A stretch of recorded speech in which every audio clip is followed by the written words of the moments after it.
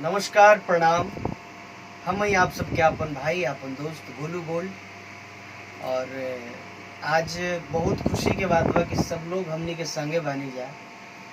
और आप सबसे बता दी कि आज हमनी के बहुत सारा गाना रिकॉर्ड भइल बा, जोना में से कुछ सावन के भी गीत बा, लोकगीत भी बा।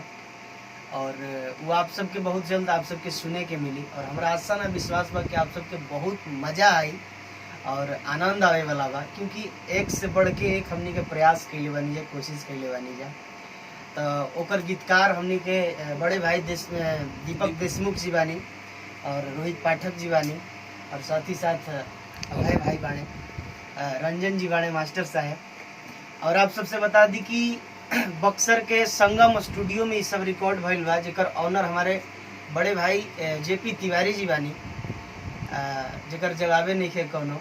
लयदार के लयदार और एगो अलग खुश मिजाजी कलाकार।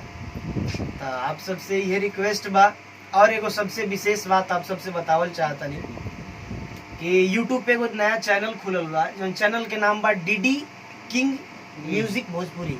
DD king music. अच्छा, DD king music YouTube channel है। आप सबसे रिक्वेस्ट करतनी कि यूट्यूब पे जाई और डीडी किंग म्यूजिक आप सब सर्च करी, ओकरा ज़्यादा से ज़्यादा सब्सक्राइब करी, लाइक करी, ताकि जौन भी अपडेट ओ पे डलाए आप सबके पास पहले पहुंच सके। काहे कि एगो कलाकार के जीवन में सबसे बड़ा महत्व आप लोग के होला। जब तक आप सब ना चाहिए तब तक कोई भी कलाकार बड़ा ना बन पावेला, चाहे कुछ भी होके ई इंडस्ट्री से जुड़ल। तो ये चैनल के काफ़ी प्यार दी और हमनी के प्यार दी, ताकि हमनी के एक से बढ़ के एक कोशिश करी जा, प्रयास करी जा और आप सबके मनोरंजन करवाते हैं। प्रणाम।